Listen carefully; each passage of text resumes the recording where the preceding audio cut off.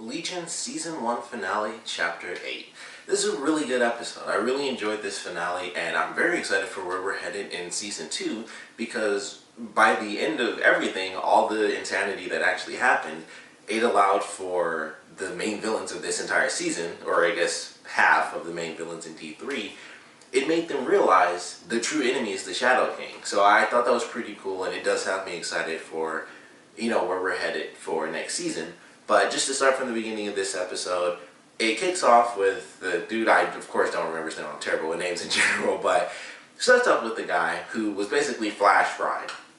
So he's in the hospital, we find out that he's married, he's got a husband, and he's got a son.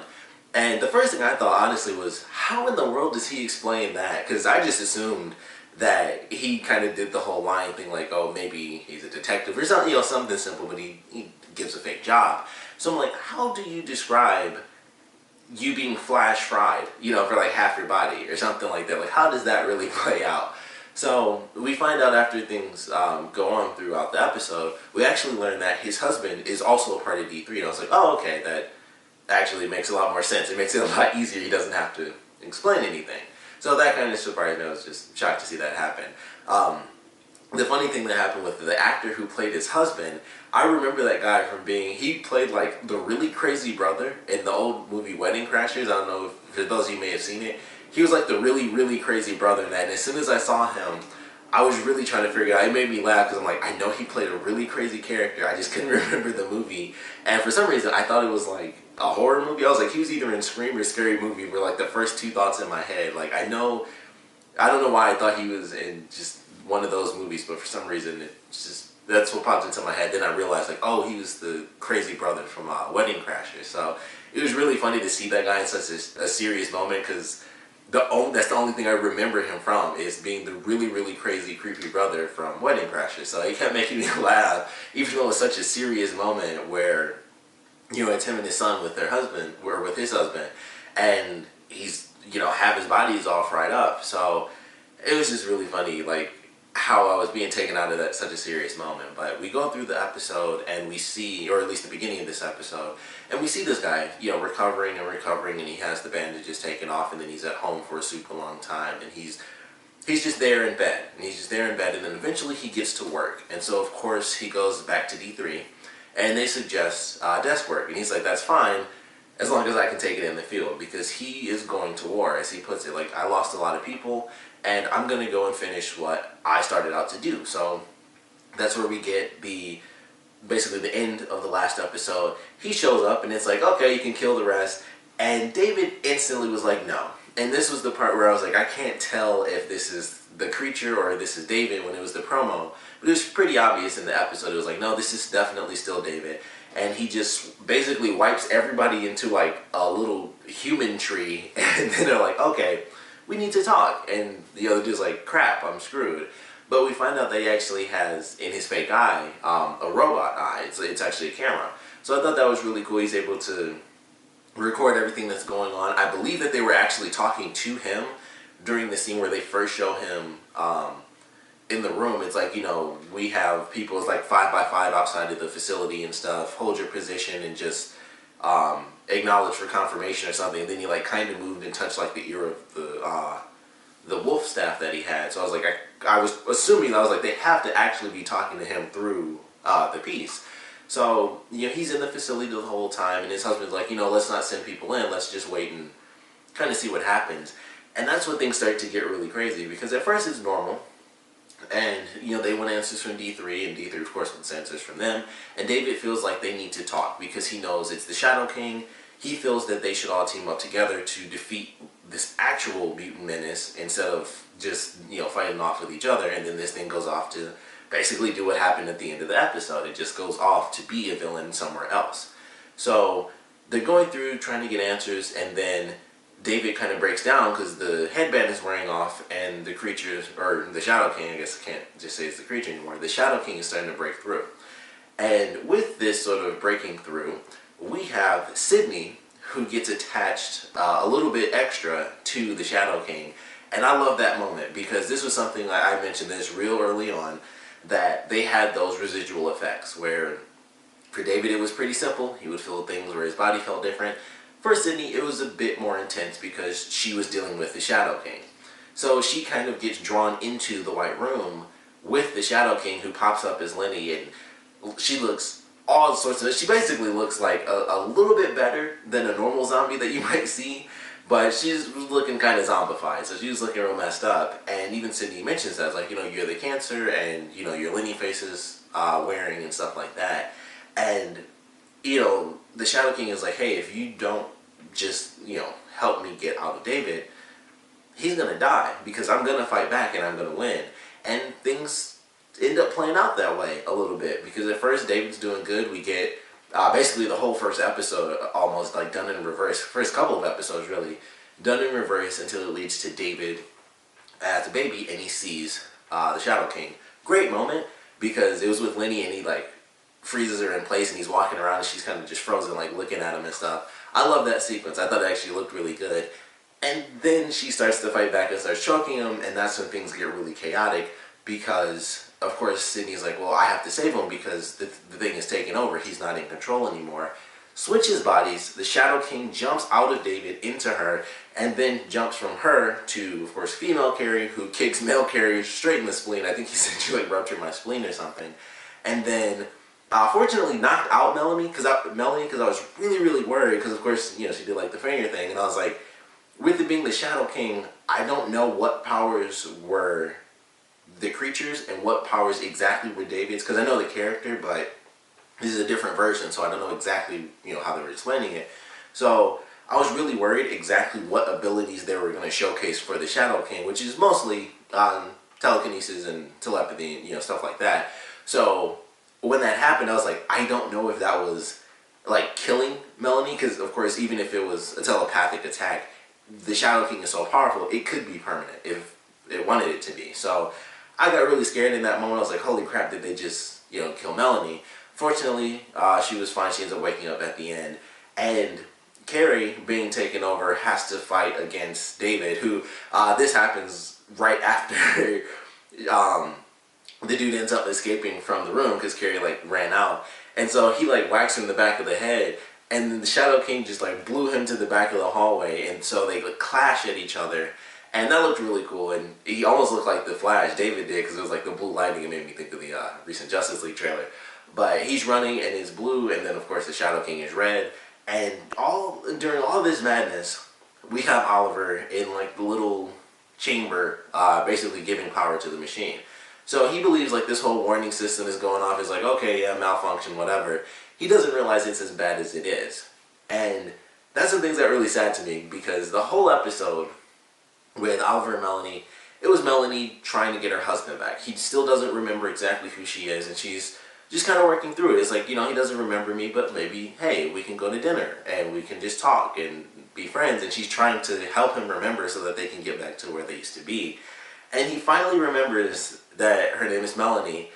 And then he opens up the door, and after this giant clash, he gets hit with like the spirit of the Shadow King, and boom, Oliver is like the main villain for the next season. And I was just like, that's really freaking sad. The whole episode, after he's finally back, that was like just Melanie in her position. And also, they kind of showcased that a little bit with Sydney, when Melanie tries to stop her, and she's like, get out of my way. And Melanie just stands there, because she knows that that's what she would have done. Like, she would have been in the same situation as Sydney, because she has been. Although it hasn't been as visceral because Oliver's just been trapped, but she knows what that's like. And I was like, that's, they don't really say it or show it or anything, but it's like, I personally, at least, I could just be making this up for myself, but I felt like that's why she didn't try that hard. Like, she stopped her, and as soon as she was like, move out of my way, it was just like, for Melanie, it was like, yeah, I would do the same thing, because I've kind of been there with Oliver. So it was just sad to see that Oliver was the one who got taken over at the end.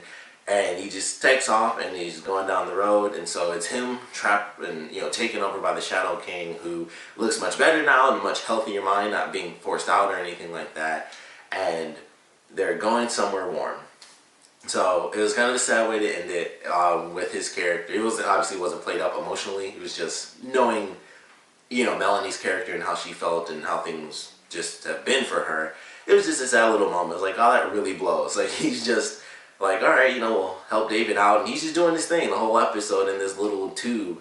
And he finally gets out and it's just like boom, he's hit with the spirit of the Shadow King, and now he's taken over. And yeah, we have to wait and see what happens in season 2. But really good season finale. Like I said, I'm very excited for where they're headed, not only with the Shadow King having a new body that is also not as powerful, I'm assuming at least, because Oliver was very powerful. I mean, that's kind of why he got trapped in the astral plane. He was able to go there, but a lot of people can do that. It doesn't necessarily mean that they're ultra powerful just because they can go to the astral plane. So, you know, I'm curious to see how that'll play out, if he's going to be as strong, or I doubt he's going to be as strong as David, because David's a very unique case. So it just makes me wonder how in the world that stuff is going to play out. But really looking forward to that. Of course, like I said, with all the madness that went down because of the Shadow King, D3 now realizes they don't need to fight this group of mutants anymore. They can team up and face actual evil mutants that really will be the problem. Kind of like what the guy was saying the whole time. Like, at some point, you guys will realize that you guys are the gods and you don't have to listen to us anymore. Kind of realizes now, not every mutant with superpowers is just going to try to kill all humans, but some probably will. Some creatures actually will. So, looking forward to that very odd team up in the next season, and of course what they're going to do with the Shadow King. But I thought this was a really good finale, and I'm very excited to see where we go in season 2. Of course, would love to know what you guys thought about this finale, so please comment below and your favorite parts, your least favorite parts.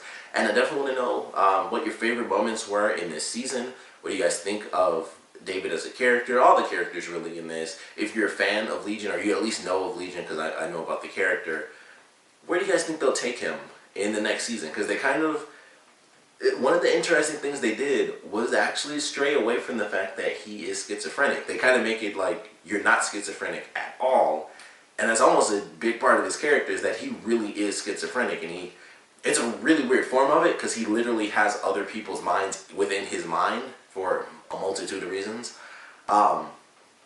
So it's very interesting that they kind of basically took away what was one of the biggest parts of his character. So I'm curious if they're going to bring that back in a more comic sense, or just how that's going to play out, or we find out that he really is schizophrenic, and the Shadow King, being the Shadow King, is so powerful, it kind of suppressed all the other schizophrenic, you know, minds that were there.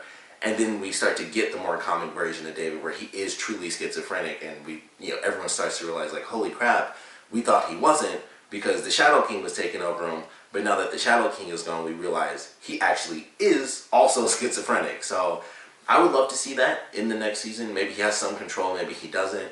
I wouldn't mind if they held off on that maybe for like a season 3, just because the whole season was him not being in control.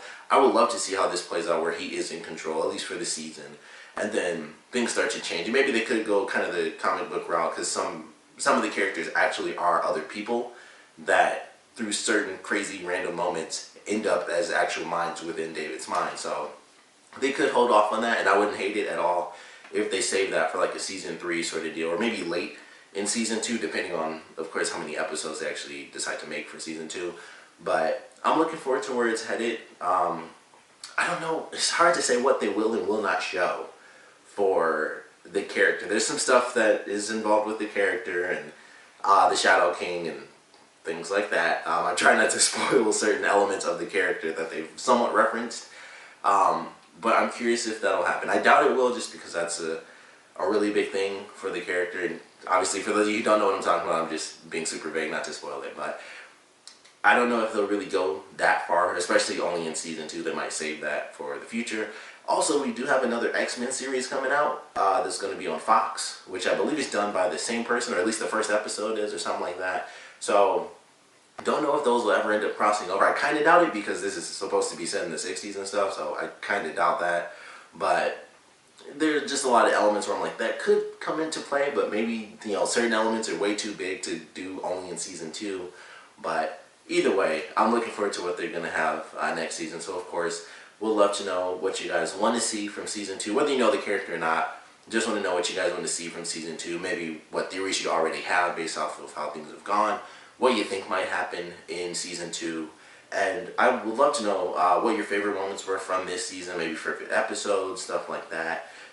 For me, favorite episode would probably have to be, I can't remember, I want to say it was, let's see, if this was 8, it would be 7, 6, I guess episode 5, the one where they went to the house At the end, it was dead silent. Favorite episode whole season, because the beginning of that was insane with the monster taking over David and just like killing everybody and melting people into the ground. And then the second half is them in the house, and the sound design was just phenomenal for that. So that's without a doubt my favorite episode.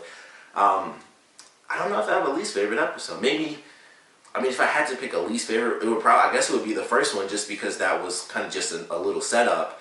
And then after that, it's like, that's when we meet all the characters and get to know everybody. So the first one, when I look back on it, it's like, we don't really get to enjoy any of the characters. So I guess I'd have to choose that as my least favorite.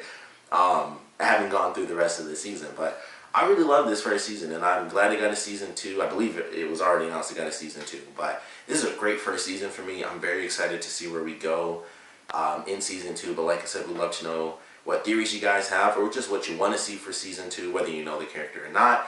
And of course, want to know what you guys thought about this episode in general, so please comment below, let me know, and thanks for watching.